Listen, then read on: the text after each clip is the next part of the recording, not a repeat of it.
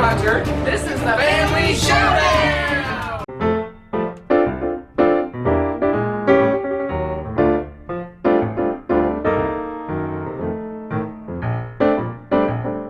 Howdy folks, welcome to our top 10 new old games of 2016. And by that I mean our top 10 games that we played in 2016 that were not published in 2016. They were published prior. So just so you know, we're also going to follow this up maybe next week with our top 10 games of 2016, which are the official 2016 games. So none of those games will be on this list. Yes. Now, I picked my list on several different factors, not just those that a good game, but how much fun I had playing it, and that played a huge factor in this for me because, to be quite honest, the list was so ridiculously huge of all the really good games that I had to add some other factor into it. So I added playing, like, good playing time with it. Yeah. So. I would say 2016 was the year we really ramped it up and played a ton of really good games, and we really spread our plays out over a lot of different games. I guess because we became like more involved, obviously, with our channel and with you know, Dice Tower and Blender. We just played a lot of different games, and we didn't really just focus in on the new games. We went back and picked up some of the big name ones in prior years and played those as well. Yep. And yes, this list was incredibly hard to narrow down. I narrowed it down to 16, and those it was tough to go from there. It kind of mirrors my top 100-ish, but there is a new game in there somewhere. See if you can figure out which one it is. I sort of mirrored, I don't want to say too much because mine's going to be coming out soon, but that played a factor too. Yeah. But, you know, which ones are in my top 100, which is coming soon. Yes. But, gosh, I mean, it was really tough to make this list, to be completely honest. It because was rough. In fact, I specifically picked one that seems very off the wall, but just to kind of give you a taste of the variety of games that we had played and what I enjoyed, because some of the games just blew my mind. They're completely different. So, let's do it. All right. Our top 10 new old games of 2016. Yes. So, my number 10, I'm going to start off as my oddball. Oh, here we go. Yeah. And this is one that the gameplay itself is not exactly, I mean, you're probably not going to say, oh, this is the most amazing game I've ever played in my life, but I've never laughed so hard in my life playing a game like this. I'm not sure if you know which game I'm talking about yet. Well, you mentioned that we don't own it. Yeah. Oh, UgTech. Yes. See, he can't even say the name. Oh my gosh. If you would have a completely spastic time, get UgTech. You've got these... Oh my gosh. This game was amazing. I've never had so much fun just playing a random game that we decided to try ever. And you've got a little mat thing, and you've got a bunch of different colored and shaped blocks. And you've got one person who's in charge of telling you how to put them to match a picture. They have to be arranged a certain way. And that person, that your director or whatever, has a club. It's an inflatable club. And then the other person is going to follow directions. So you're going to be like doing caveman gestures and saying ugh and just stupid things. You can't speak to them normally.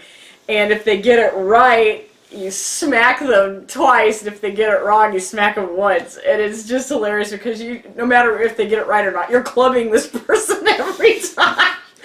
So you just end up flogging your assistant as you're trying to race each other, and it was pretty exciting. It was pretty hilarious.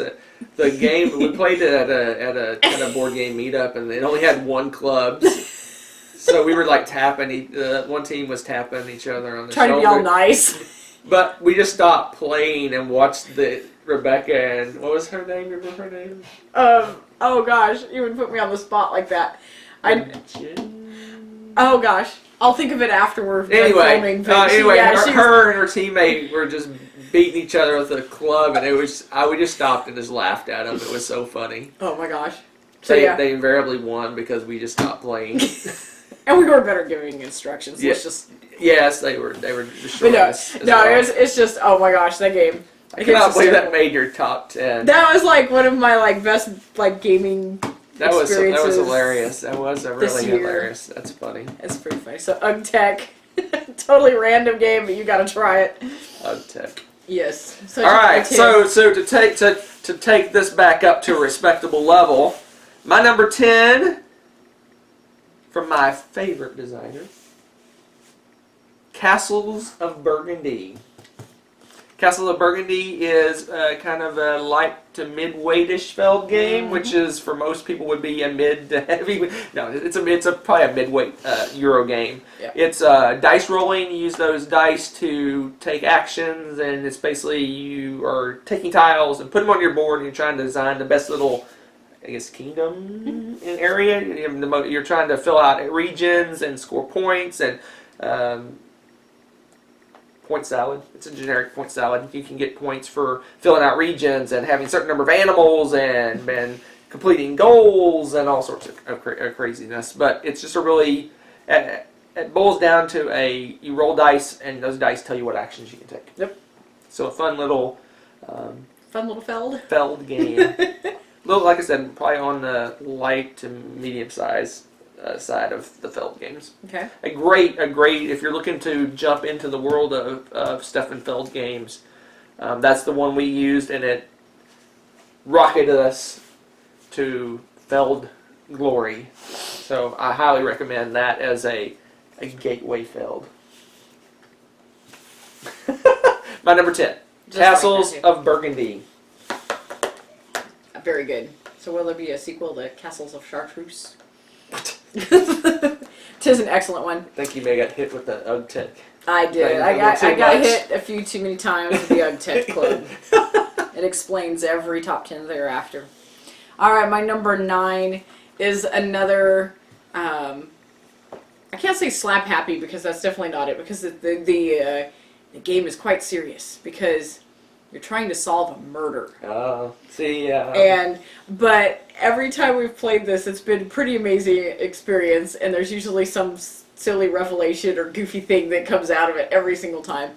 And that's Deception Murder in Hong Kong. And this game is great. You can play that with anywhere from 5 or 6 people to the full 12, and it just is a blast every time we've played that. And just the funny things you argue about, like whether there are calendars in your bathroom. Yeah. And, but it's just fun because you pick, there's a murderer and an accomplice, and there's a forensic scientist that sits back and kind of runs the show and tries to give clues to the people trying to find the murderer and the accomplice. But the arguments about whether something's considered poisonous or, you just start nitpicking about weird things, and it's hysterical to get down to it, and everyone's pointing fingers, and it gets pretty fun. So if you want a group whodunit kind of game, social deduction, definitely try Deception Murder in Hong Kong. Yeah, that probably would have maybe made my list, maybe not. But I played it last year, so that's true. Yeah, so it didn't. That's It true. doesn't qualify for my list because I played it in 2015. Wow. But yeah, it's a great. That's right, It's a great, easy to teach, light vehicle for a conversation. Yeah, right? yeah. It's just a great party icebreaker, discussion. It's just a great game. Yes, it is very much so. All right, so that's numero 9. My number 9 is Le Havre. Wow. Le Havre, my Man. probably my favorite UA Rosenberg is my favorite UA Rosenberg game, and it's Good old UA. this was the game I purchased. We started a tradition 2 years ago. Yep. On Valentine's Day, we go to the local game store and everybody gets to buy a game, and this was my game I bought this year, and it was amazing. I don't know why I waited so long to get it. It is a really fun kind of a engine building game, I guess. Yeah, you do, definitely. You do resource management, engine building, feeding your people, port style. Building up tech. Yeah, you build your buildings and You upgrade your bricks and Yeah, things. yeah.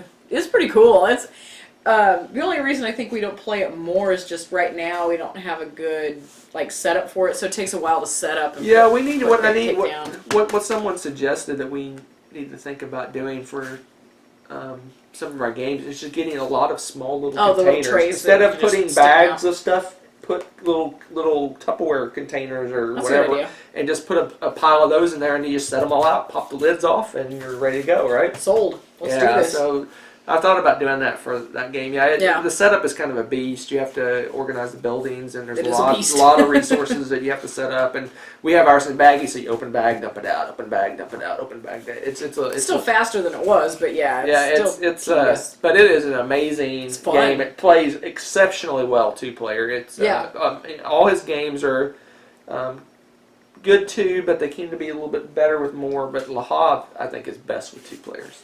So onward to number 8. My number 8 takes another light game, and as you all know, I'm a big fan of the deck builders and the classic deck builder Dominion. We actually got to play Prosperity, and that one is my number 8, and I think that's your favorite also, right? Because it's my favorite now of the Dominions. Yeah, favorite Dominion. It's nowhere near my top 10. I enjoy playing it a lot. I would play it over and over again. I enjoy playing Dominion. So, Yeah. So what makes it better than the other Dominions? what makes it better? Well, you've got the different estates that all of a sudden I can't think of the name of the extra. I'm pulling a blank. Thanks. But it has the extra estate. It's got the different money. It tricks it up, and it makes it. I don't. It just makes it a different game, but I enjoy it more. It seems like there's a little bit more meat to it. Yeah, I like it because it kind of accelerates the game. It seems like a lot of the other Dominions, it's kind of a slow burn. You're buying the low point cards, and you slowly Really work your speeds way up. up to the bigger point cards, and eventually you can get to where you're buying the provinces or whatever the big estates are. This game is like boom, boom, boom, boom. You get big cards, big money, big prizes. It's a much quicker. The game seems like it lasts the same amount of time, but it's just accelerated. Feels like there's more actions that you can take and more you can do. You don't have that early game grind that a lot of the other Dominions have. Yeah. So there you go. For my But other spoiler, not in my top 10. Yeah, we're really surprised by this. So what's your number 8 then? My number 8 is Village. Village. An awesome worker placement game fun. where your workers die. And in fact, we just played the 2 expansions to Village. Village Inn and Village Port. Was it yesterday? Last night. Yes. Yeah, we just played those, and those are thumbs up. Very cool. It probably didn't push it up my list because I really already love the game, but it made it, I think, more meat to it in the base game Village. It seems like your actions are a little more limited. It's still an awesome game, but this one gives you more things to do, more choices. Yeah. It seems like you can, in the original Village game, you kind of had to do a little bit of everything. This one, it seems like you can kind of focus in on doing the port stuff, or maybe working on the village cards or the villager cards and things like that. The expansion definitely tricks up the game in a good way. I think. did, because you're not forced to spread out and do a little bit of everything. You don't have to do that now, and I feel like you really had to just playing the base game. Yeah. And it's neat too because the expansions, the pieces fit over the board. It's really cool. So they blend in. It's really well done. Really well done. So that's a good pick. Yeah, I don't think I've ever seen. You're right. I don't think I've ever seen an expansion that covers parts of the board with new stuff. It was a very interesting way to do it. Yeah. Thumbs up. My number 8, A Village. Yep. This one is probably going to be higher on your list later, I suspect. Oh, wait. But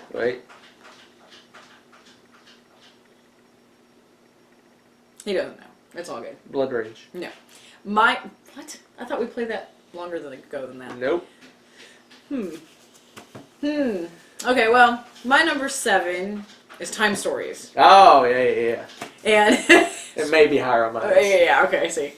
And this one is another one that is a combination of the gaming experience with the game itself, Yeah. because the gaming experience was, we've only played the first one, and we are so ready to already go through the rest of them. It's just absolutely amazing. I loved the puzzly experience of trying to solve it and figure out what's going on, and working as a team, and the way they've got the concept of traveling and time, and so it's just really neat game. It's really fun. I would recommend playing that with a group and not trying to do 2-player though. I think that made the experience just totally worthwhile for us. Yeah, really fun. What I find interesting about Time Stories is that I know for you it was the puzzle, and figuring out the puzzle was a big chunk of it. For me, it was the player interaction, the cards, the decision making, the situations you were put in. Mm-hmm. I enjoyed those more than the puzzle. Was kind of almost a kind of a backdrop to the game for me. Yeah. It was the role play, the interaction, the decisions, The the role funny play. the funny things that happened. And it was just interesting, and the concept of you look at a card and read it, and then you explain to everyone what you saw. I just think that's such a cool idea of it's kind of almost like that telephone game where you kind of the more people hear it, and then you get later on, you're like, what happened in that room? Which room did we learn that in? Yeah, it was just a really cool experience, and I'm really looking forward. I've heard rave reviews about the Dragons fantasy theme one. Yeah. We're gonna go through them in order, but man, I'm really itching to play the fantasy one, and the Egyptian one I think will be interesting as well. So Man, the only downside is it takes so long to play. You have to set aside a good chunk of time to do that. That's really its only downside in our our little world, because we have limited chunks of time like that. But that's good. So that's my number 7. So my number 7. Your number 7. My number 7 is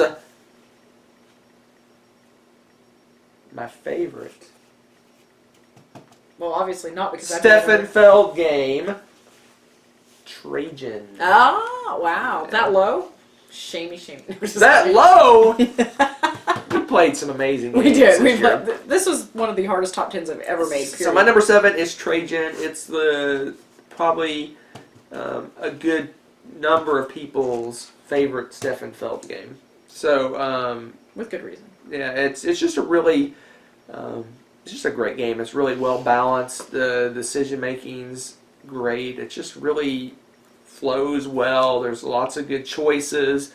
Yeah. Again, it's the kind of the point salad thing, but this one's just, I don't know, it just works really well, and a lot of people call it themeless, but I think it's got a really nice Roman theme to it. The Senate votes in the Senate, and exploring, conquering, I guess, Europe. Yes. And the heathens, the barbarians, and the guild, the trade guilds, and all. It's just a really, really solid Euro game. Yeah, I can't argue with that, because it's awesome. So my number 7 is the pinnacle of Stefan Feld's, maybe the pinnacle of Stefan Feld games, Trajan.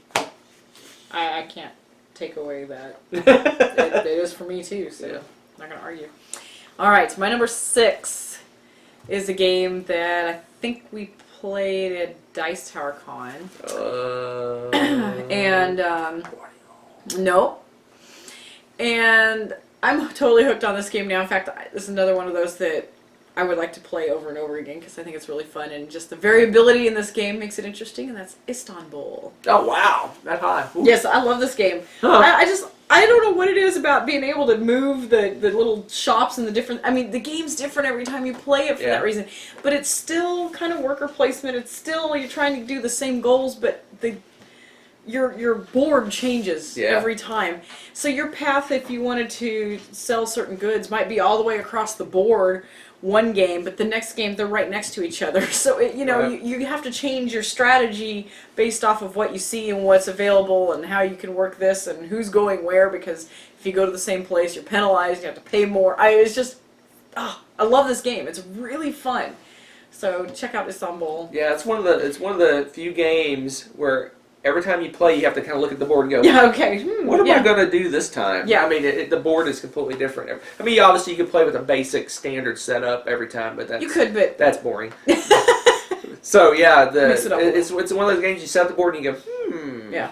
what am I going to do this time? Oh, I love it. I Yeah, love it's it. a cool game. Yeah, because the first time we played, your thing was hilarious. You went to the gambling every time because you were able to. I don't remember what you. I would go to the gambling, I'd make a bunch of money, and I'd go over and I'd buy a you'd gem. buy stuff. Yeah, that's I'd right, you buy bought a gem. gems, And I'd 'cause go they back were- to gambling, and I'd buy a gem. And I'd go back to That's all he gambling, did and pretty buy a much the gem. whole game, unless someone somehow blocked his gambling, which was hilarious because then he was like, nah. Yeah. But the next game we had, they weren't right next to each other. They were He like was like, across the no board. So gambling this time. you actually did some honest marketing and merchanting. Yeah, but anytime I got near the gambling Gambling, you place, would I had to do gamble it. all the I love the idea that you can bet and get Oh, resources. gosh. It's cool. It's It cool. was funny. There's just so many different things, and then you also have the your shifty nephew? Is it nephew? Yeah, I don't know It what has a it is. random family member that you can send off to do errands, but when he's done, you send him back to jail. Yeah, I mean, other it's just people can send him to jail. it was hysterical. I mean, just Yeah. some of the stuff they have in that game. Really fun, and it's actually pretty easy to figure out how to play too. Yeah, it's a light to medium little Euro game. hmm It's a fun game. So, Fun little game. Istanbul. Too light for my taste. Oh, whatever. What am I doing? 6. Number 6. My number 6 is Orleans. That low? Man, what is this with the hate on this list? That's an awesome game. I did play more games than she did last year. Rub it in. Like 5 more Whatever. games than you did. Yeah, except for 2 of those were like TI3. No, that was the year before. I'm not bitter. That was the year before. I'm not bitter. I did play it again this year. Oh, I know you did. All right, so my number. What am I doing? Oh, number 6. Orleans. Oh my gosh.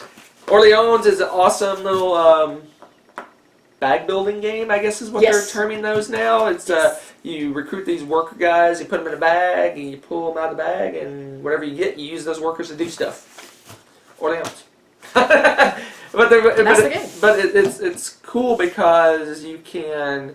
There's different ways. There's different ways of winning the game. You can take your workers and move them off to go do good deeds and get your victory points that way. You can concentrate on one, get a ton of one worker and get victory points. It's just there's different ways to do it. And what I like about it is that you really don't know who's winning until the end of the game because you take your victory points and you have multipliers and you see what happens. So it's just a fun little. I like the concept of the bag building. It's just cool that you recruit workers and put them in the bag, and you're not assured of what workers you're going to have on that turn. So you kind of react to what comes out. I mean, you can increase the odds that you're going to get certain workers at certain times, but you still have to react with what you don't know what you're going to pull out each time. Yes. And your workers can die. Well, yeah, that's Is true. that a theme? But they die in glory Is because that the theme to my game? Because the that you kill things. villagers die in village, and Kinda bloodthirsty. your workers are dying You like in blood rage. Orleans. Yeah, I'm sorry. Oh man, a lot of death in my games. My number 6, Orleans. I played UgTech with Virginia. My brain does not fire normally. I said Virginia. No, Didn't you didn't. I You were said- like, I don't know who. I said Virginia. No, Rewind, and look back. I think I said Virginia. Lies. You did not. I'm pretty sure I said. Because I would have been Virginia. like, oh yeah, it was her. I'm no. pretty sure I said Virginia. I swear you said Florida or something else. What? I don't know. So let's see. We're on to Oh. number 5. He did not say Virginia. Okay, so number 5. My number 5 is like my down memory lane. This has a nostalgic value to me, but at the same time, it's a new game, and that is The Pursuit of Happiness. Oh. It is life for gamers, and when I was a kid, and I still like to play it with my girls too, play Life. And that is just a fun little game. We always had fun with that as kids. And now to have like a gamer's version of that is just a blast. And I have fun every time. And we ham it up. And every time you get a new job, we have, the story. It's like a soap opera. We follow your career path and relationships and what weird hobbies you pick up and projects and drama. And so it's really fun. I love The Pursuit of Happiness. I could play that all the time. Yeah, that's a fun one. It's one of those games you just look it down at what you've done and just laugh at your life. It's like, I'm like an artist that loves like miniatures and has, you know, crazy relationship and these projects you never finish, and it's But just, you were in a study group too. yeah, I mean, it's hilarious the random things you did. It was yeah. The good. first game that we played, she lost because she lost her job right before she retired. I did. So she had to get temp jobs to And survive. which at the stressed end. me out It because I was stressed old her and out. decrepit. Yeah, that game, that's one of the ones that we need to play live. I think that one would be. Oh, would gosh, be that's fun a to great play live. idea. Yeah, we need to play that one live. That one's fun. It's just Yeah. it's just a hilarious little. You like looking down like what is this crazy life I've led? Yes, it's Yeah. very fun. Yeah, it's life. It's a game of life with variability. Yeah. With like modern board game mechanisms wrapped around it. So it's a cool one. It's a good one. Fantastic. It made my short list. See, Hey, look at that! It did it made my top 16. because it's that good. All right, me. Yes. My number 5? My number 5 has already been mentioned, and that is the greatness that is Time Stories. Ah, yes. Time Stories I told you it was is awesome for all the reasons I already mentioned. And additionally, I think that what I like about it is, again, we've only played the first one. It puts you in such strange situations. And you're like, am I supposed to follow through with this, or is it just crazy? I mean, it's just so weird, the situations you get put in. You're like, do I need to pursue this, or do I need to back off? And the thing is, everything in the game costs you time. So if it looks like it's wasting your time, It probably it is. could very well be wasting your time, right? So it's just a great We almost need to concept. do a spoiler video at some point when we're done and just regale everyone with the tales of the weirdness inside Time Stories, like Yeah. each episode. Yeah, Maybe I when don't we're know. done. I don't know. It's I'm not big funny. on spoiling games for people, so Well, that's why I said it'd be a spoiler video. yeah. So That's it. My number 5. We've already talked about it. yeah, Time Stories. Time Stories. There's that's one of those that you'll always have like some good memory stories from Yeah, playing that one's game. that one's. It's just- I'm looking forward to this guy right here. Marcy case. I think Marcy cases are. Yeah, look at that, still in It's like plastic. it's like burning a hole in my pocket. Is that That was my pen. right? What? Burning a hole in my pocket. Well- That didn't quite work out right. That's usually with money, but it's late. Time Stories. My number I'll give 5. you credit. All right, my number 4 is one of my new babies. New babies. Yes. I love space-themed games, and I love Oh, deck-building Core games, and I love Core Worlds so much. And Hunter totally scored not only the game, but the game with the broken token insert and like almost all the it was all the expansions. It's ridiculous. That game is so awesome. I have so much fun playing that. That is a good one. I like that one. Yes. So it's space themed, and you're building up your fleet, and you can have air or land units or combinations therein. And ultimately, you're aiming to get the core worlds that are at the end that are worth massive amounts of victory points. But there's also smaller worlds along the way that are worth less victory points, that if you completely neglect those, you probably lose the game. Because it seems like every time it boils down to us and the little nitpicky points. Yeah. To where we win. So it's just, it's a really smooth, fun game, and it's got a lot of different card options and different things that you can do. I don't know. It's a really fun game, and if you like deck builders, definitely check this one out. Yeah, it's a good one. Yeah, our last game, the first time we played, I ended up getting 2 core worlds at the end, and that's what Yeah, it won was it for me. ridiculous. The second time we played, I also got 2 core worlds at the end, but she picked up enough victory points along the way to eke out a win. Now, that's a good one. That's a really good one. It might be my favorite deck builder. Maybe. I can see that. Maybe. I can totally see that. Didn't make my short list. Oh, shocking. Shocking. Yes. All right. So we're to my number 4. Yes, indeed. My number 4 was purchased at the same convention, at the same place, about the same time, and that is Age of Empires. Oh, goodness. Age of Empires is an awesome worker placement game with a colonizing theme to it. Yes. Maybe, I don't know. Anyway, it's just a great worker placement game. What I like about it that's cool is that you have you normally have just the standard workers that are just That is cool. Joe Bob workers, but you can take them and put them on spots and upgrade them into cool workers that have specialities. Specialties.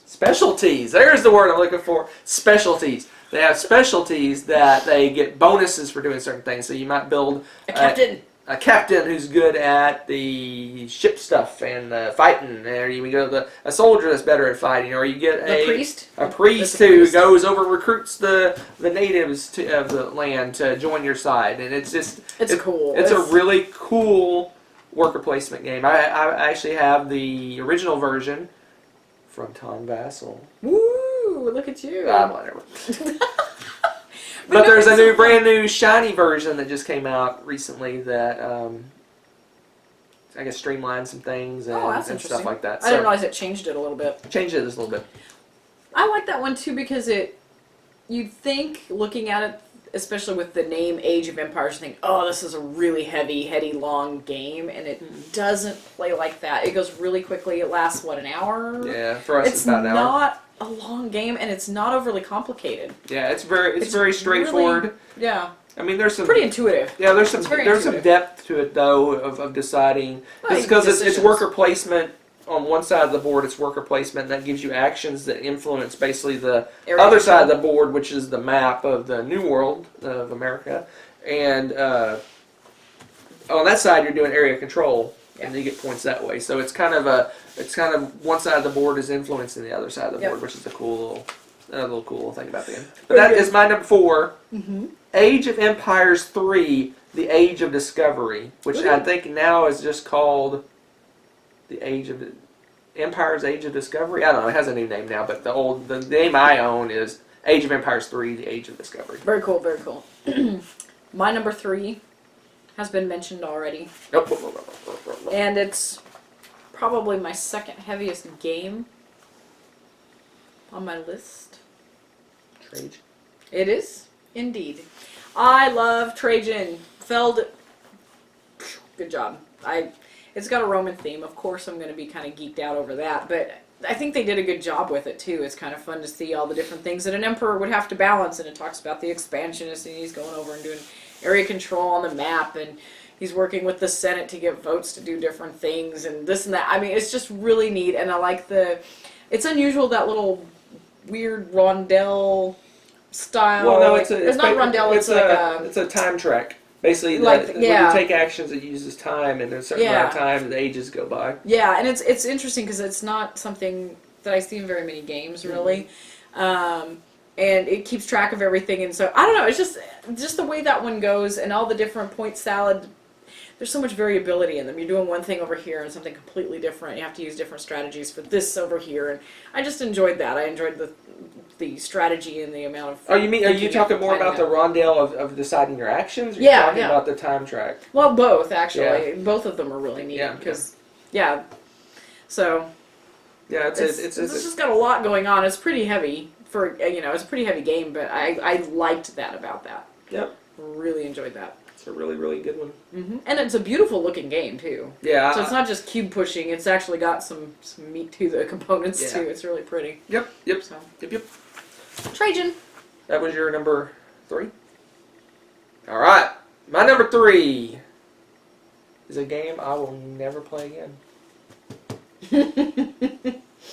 Oh, that's true. Oh, I didn't even... You know what? I didn't even think about that one. My number 3 is Pandemic Legacy Season 1. You'll never, ever play it again? You might want to play it someday with the kiddos or something when they get older. Oh, maybe. But anyway, Pandemic Legacy is a legacy game, obviously, but it's a series of games that you play over a period of time, and the game changes. Each time you play, you change how the game works, and new rules and new components and new stuff happens, and in an effort to save the world, and we saved the world. We did. So, Pandemic Legacy, just an awesome. It's an awesome experience. I mean, we literally played it in 2 days. We did. Usually we don't get chunks of time to play something, but boy, we had an opportunity when we binge played that game, and we're like, "Oh, this is fun. We won. Let's do this again." Or, "Oh, we lost. We can't end the night losing. We must keep going." And we ended up playing. We played. Oh gosh. Oh, we played. I think we played 19. I thought it was 18. 18 or 19 games we played it. Played it Friday night, all day Saturday, and Sunday morning, and we finished Sunday morning.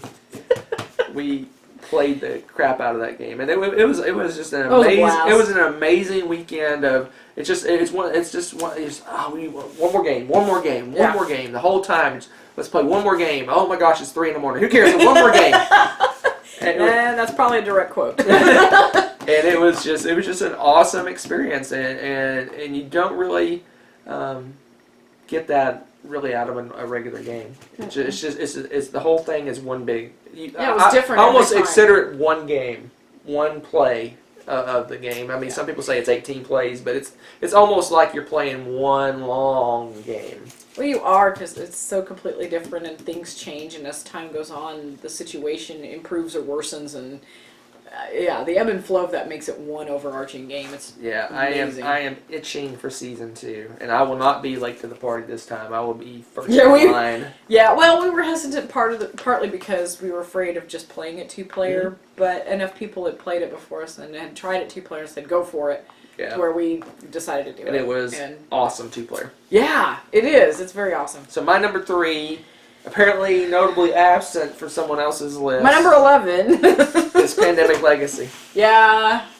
Oh my gosh. Well, again, I feel like we should have made a top 20. There were so We many could have games. done. We could have done a 30, or we probably could have easily done a top 30. Well, yeah, because But they that's were where turning this into our top 100 games because But this would have been just new games we played this year, so it Yeah. would have been a different list.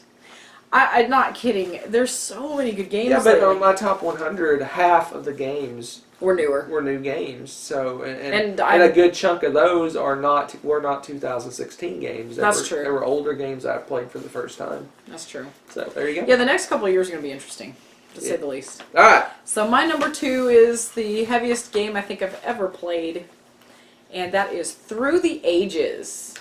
And yes, it made my number 2, and you think, ooh, I tend to play a little bit of everything, but this game is Civilization the way I thought of it when I played on the computer. When I used to do the Sid Meier Civilization and all those games, I absolutely loved playing those, and to play Through the Ages and build up your civilization from ancient times. And why are you spazzing out? What just What the happened? heck is your number 1? Anyway, I'm gonna be shocked. I think. Probably.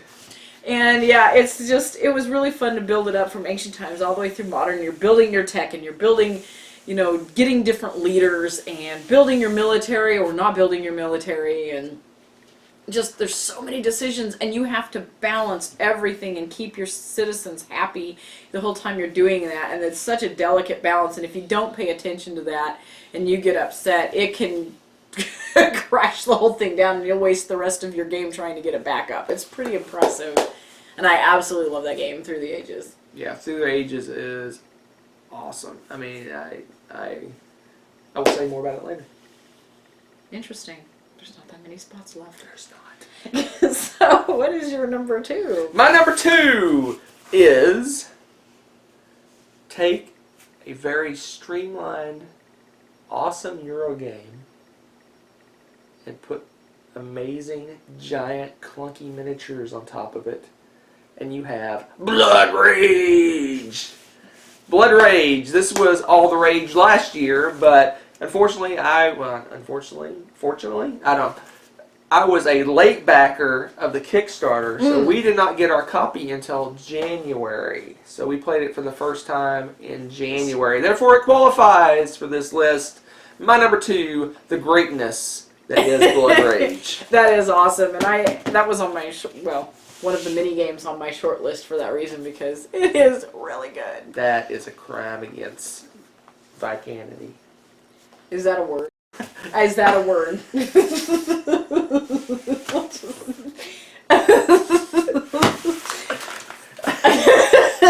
You are a mess.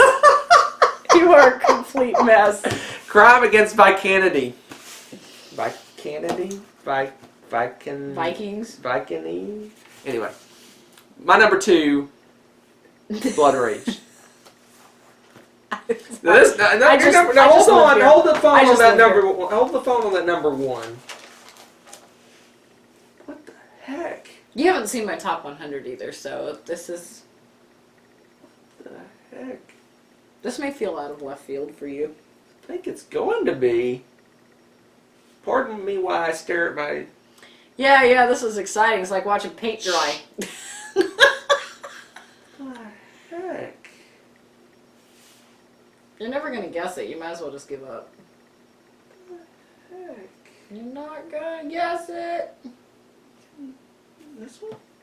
Yeah. Wow, you like it that much? I do. I love Orleans. Oh, wow. Woo! Apparently, I completely lost you. Wow. So, yes, I love Orleans. That game is so much fun. The bag building is great, and each little meeple is different color because he does different things. So, there's different combinations that you can use of the meeples to do certain acts. Some of them are, a little more generic. You can use them for many things, but sometimes there's like the blue guy, he's really only used for the ships or something like that. There's really rare. So, of course, part of your turn is based off of what you pull out of the darn bag. So you may be trying to get a bunch of shipbuilders and you have 4 or 5 little blue guys in there and you end up pulling none of them. So now you have to go, oh, plan B. What am I going to do on the board now? Yeah. And it's so much fun to try to I don't want to say math it out because it's not really mathy, but it's just planning out what you want to do and having a backup plan and playing off of, what other people are doing and I'm still trying shocked to track the victory points. I like it too because there's a little side track on the side for each of the different basic activities. And what are you snickering about now? I'm flabbergasted that this is their number 1. Oh, I love this game. But there's tracks and there's different ways to get victory points, and you can get better at certain things like farming and stuff, and you get bonuses for that, and you can get cogs, which help you so you don't necessarily have to have a meeple in that one spot now. Something, you have a machine there that does the job for it, so you maybe don't need to get as many of those crazy blue meeples that you have trouble getting, or there's so much going on in that game. And yes, you can send them to heroic deaths to get victory points. No, they're doing good deeds. Good deeds, heroic deaths, whatever. They're dead. You can't do anything else with them. We joke about them dying, but yeah. They're basically dead because you can't pull them back off of that board. But yeah, it's pretty cool. They go off and do heroic deeds, and the bards sing songs about them. And it's just a really fun game. I haven't ever been this shocked. Hey, every once in a while I have to surprise you. So it's like I don't know you anymore. Oh my gosh. But it is an awesome, awesome game. It was my number 6, but apparently it is the... I love Orleans. The top dog. And oh my gosh, the primo, beautiful, spiffed up version of that. Yeah, the deluxe version. They had that deluxe, for sale at super BGG. mega expensive. They had it at BGG for $80, I think. Oh, really? That cheap? Yeah, I was gonna That's buy. what's scary. I was That's gonna cheap. buy it and then give the other one away, but I just couldn't justify I know it's that. so expensive. I mean, this one's $60.